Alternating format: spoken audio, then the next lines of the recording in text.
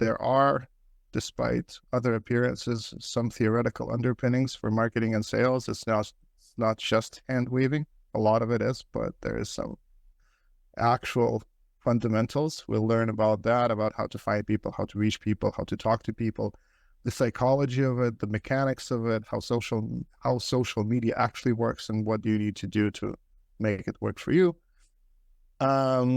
There's going to be some practice. We'll actually start today with doing some things live together. So, we don't let procrastination set in too much, which is a big battle in general in marketing. It's much easier to write some code than to write some emails. You'd be surprised. Some people find it easier to write emails than write code, but none of us are like that here. So but I do want to mention that it is easier to teach developers how to sell than to teach salespeople how to code. So we're in a good spot here. Thinking about what we're talking about today would be enough to have some questions for tomorrow. All right, let's get started. What is the biggest fear that entrepreneurs have? What's the worst thing that can happen? Let's see how you think about this. This is an actual question, not a rhetorical one. Yeah, it's like we are 5 people. We can interact. It doesn't have to be a lecture. For me personally, I felt that I would, get trapped in a career. Yeah, a very, very existential thing. It's not even related to entrepreneurship directly. It's like, this is, I want to live my life, not someone else's life over there. Yeah. Yeah, what else? Be fearful of being a failure. So starting a business is very risky. You could lose a lot of money. You could lose a lot of time. The relationships would be in line. So, failing is a big factor. Yeah, for sure. And not just failing in a particular venture. It's not like a business failing is feeling like a failure, right? That's right. It's like the experience of looking your parents in the eye who thought you should get a proper job or join their business, and you went off on your own, and then it didn't work out, and then you need to kind of come with your head bowed and say, oh yeah, it didn't work. Dad, would you give me a job? What else? So silence, like you put out something and no one cares, right? Yeah, the void doesn't answer. You scream into the void and it doesn't respond. Yeah. But to me, the biggest fear is future regret, right?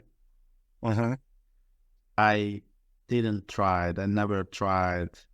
I was messing around, but never did something. So this two goes against each other. Like one stops you from doing anything, and the other urges you to do something. But this is weird. Yeah, for sure. It's Jeff Bezos has a fairly famous framework called the Regret Minimization Framework. He talks about when we're making decisions, or in some cases avoiding to make decisions, what we need to be looking at is what kind of decision would minimize the chances of regret. And it turns out that in most cases, doing something is better than not doing something. Even if the doing something is risky, even if it's dangerous, even if you can fail, even if you can experience, like Clement, like you were saying, if you experience emotional failure and the pain of emotional failure, the pain of regret is more severe, because the pain of failure is something you can fix. It's like, well, you failed one time, you try again, maybe the next time it will work out, especially if you learned a few things on the way, gain some experience.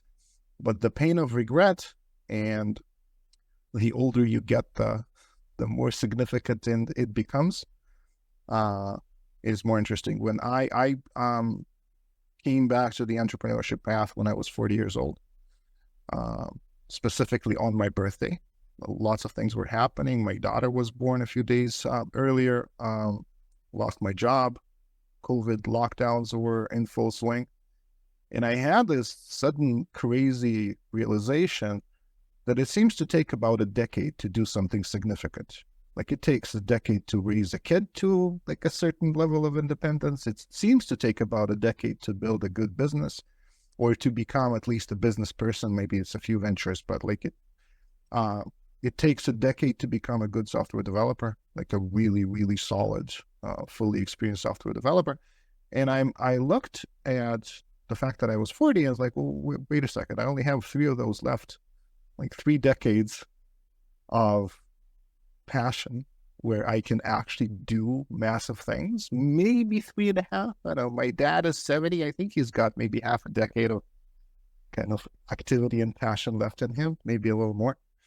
But beyond that, it seems to be kind of dwindling into the remainder of your life where you live off the fruits of your labor, not create anything new for most people. And that realization made me see that I needed, this is like my personal story, but I think it might resonate with you as well, since you're here, that I needed to do bigger things, take more risks, bite off more than I could chew, and then still try to chew it. So a lot of what we're going to be talking about here are the emotional components of this. Like we're definitely going to be talking about the techniques and you know, what you're supposed to be doing and how you're supposed to be communicating with people and all those marketing techniques. But all of those things are meaningless if we don't have a clear understanding of why we're doing this. Because I gotta tell you, failure, at least small scale failure, is an inseparable part of this process. The right way to think about this is we're running experiments and sometimes they succeed and sometimes they don't succeed and then we learn and then we move on. But emotionally, we still experience that this is a failure. However good your technique is, you post something online, nobody responds, it feels bad. Right? That is an inseparable part of this journey. We're going to learn how to learn from this, how to improve this. But I just want to kind of point out that this is what you're in for. Entrepreneurship is an emotional journey, first and foremost. And I am here to support you in that for however long we're together, and also afterwards, so that you can learn to recover and come back to the game again and again and again. When we're trying to do something that is difficult and random and possibly has failures in them, like building a profitable business with, you know, repeatable, recurring monthly revenue, it is helpful to think in terms of strategy and not in terms of tactics, not in terms of what should I do next, but kind of in a broader sense of how do I get to that result? And I propose a goal. The goal is a profitable, like the ultimate goal. A higher goal is a profitable business you can live off. Is that a goal that is kind of aligned with everybody? So it might be like not the next step, right? But the overall goal is a business that we can live off, whatever it is, like a few $1,000s a month, maybe 10, maybe 7, maybe 6, but somewhere in that region, our own, by ourselves, maybe with partners, maybe with employees, maybe without, but something like that. And a good way to build a strategy toward that thing is to start from that end goal and kind of slowly work backwards to see what kind of stages we need to go through. Now, the universe doesn't like very concrete plans. We make a very, very concrete, specific plan. These are the steps I'm going to take. You're going to take one step and then the whole map is going to change and you will not be able to follow through on the plan.